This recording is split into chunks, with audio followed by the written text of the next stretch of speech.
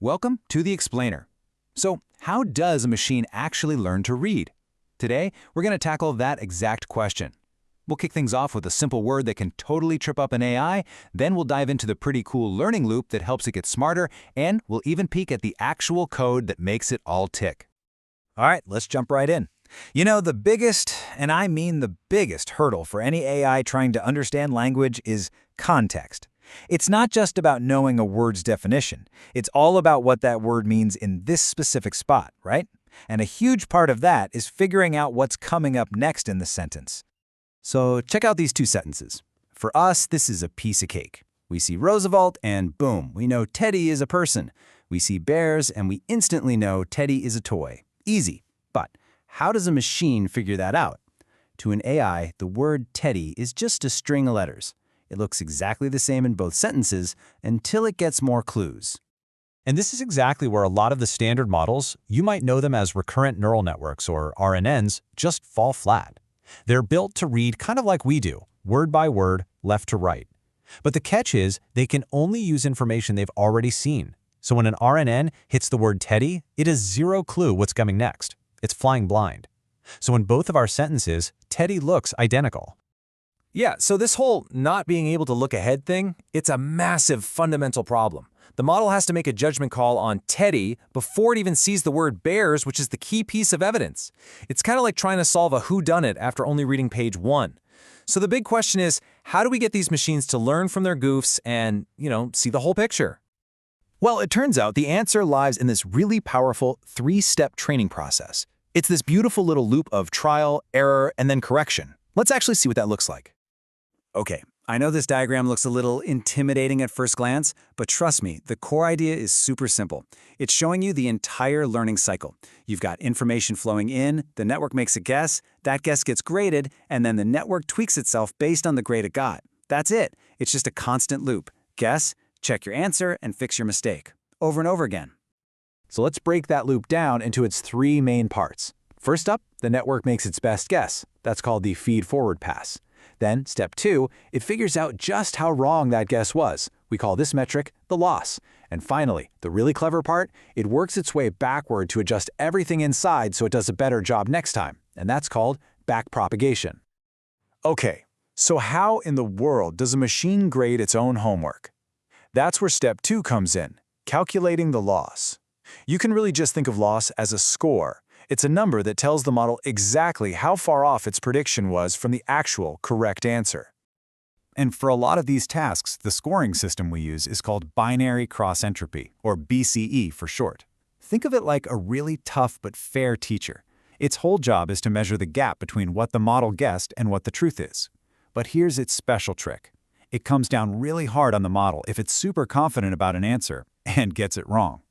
Now, this formula looks scary, I get it. But what's so cool about it is how it works. Let's walk through it.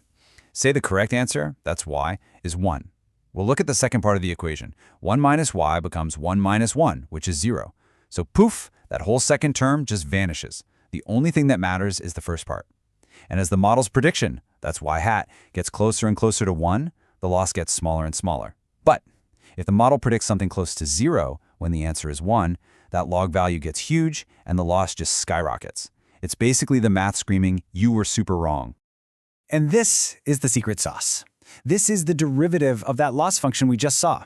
All you need to know is that this is the mathematical instruction manual. It tells the network exactly how to tweak its brain during that backpropagation step. It calculates the perfect little nudge for every single connection. Hey, you, go up a bit. You, go down a bit. All to make that error score lower the next time around. Now, for anyone out there who's a developer, here's the best part. You almost never have to code this math yourself. Phew, right? The big AI toolkits like PyTorch and TensorFlow, they have this all bundled up and ready to go. You can get this entire super powerful scoring system working with literally just 1 line of code. All right, so that's the theory of how a machine learns. Now let's get our hands dirty and look at the practical side. How do we even get a bunch of text ready for the machine to start this whole process? Well, this is what we call the NLP, or Natural Language Processing Pipeline. Okay, step 1, you gotta load the data. For this example, we're using the entire text of the book, The Time Machine. As soon as we have it, we start chopping it up into standard pieces. We take the whole book and split it into sentences. Then we take those sentences and split them into individual words. This whole chopping up process, it's called tokenization. And what do we get from doing that to just one book? This, a whopping 41,001 individual word tokens. That's the raw stuff we're going to work with. But here's the thing. That list of 41,000 words is a total mess. You've got run, runs, running. To you and me, that's all the same idea. But to a computer, those are three completely separate, unrelated words. So we have to normalize them. We have to find their common root. And the two big ways to do that are called stemming and lemmatization. And this slide shows the difference perfectly. On the left, you've got stemming. It's kind of like the brute force method. It just chops off the ends of words, hoping to find the root. But look, it can mess up and turn improves into improv, which isn't a word. Then on the right, you've got lemmatization. This one's the brainy approach. It actually uses a dictionary to figure out the real root word, so it knows that the root of feet is foot. And you can see stemming in action right here in this code output. I mean, it does a decent job with restrictions, turning it into restrict, great. But then it butchers whatsoever into whatsoev and copy into copy. So yeah, it's fast, but it's definitely not perfect. Okay, last step in our big cleanup operation, getting rid of the junk. We toss out all the punctuation, and we also get rid of all those super common filler words, like the, is, in. In the biz, we call these stop words. They're important for making sentences make sense to us, but for an AI, they're mostly just noise. And you will not believe the difference this one step makes. Just look at this chart. We started with our 41,000 tokens, right? Just by yanking out those stop words, we're down to less than 24,000. We've literally cut out almost half the data. This lets the model focus only on the words that actually matter. All right, so we've gone through the theory of machine learning, and we've seen the hands-on work of prepping the data. Let's do a quick recap of the whole journey, from that confusing Teddy problem all the way to a nice, clean data set.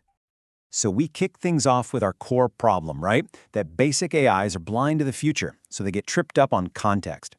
Then we peeled back the curtain on how a neural network actually learns with that three-step dance of guessing, grading, and correcting. And to wrap it up, we walked through the entire NLP pipeline step by step, showing how you turn a messy book into clean, focused data that a machine can actually understand. But, and this is the really important takeaway, everything we just talked about, from tokenizing to backpropagation, it all just makes a backward-looking model better at looking backward. We've made the learning process way more efficient, but we still haven't solved our original Teddy problem. To do that, to really give a machine a glimpse of the future, well, that requires much more advanced models, things like bidirectional RNNs and transformers, and that is a story for another explainer.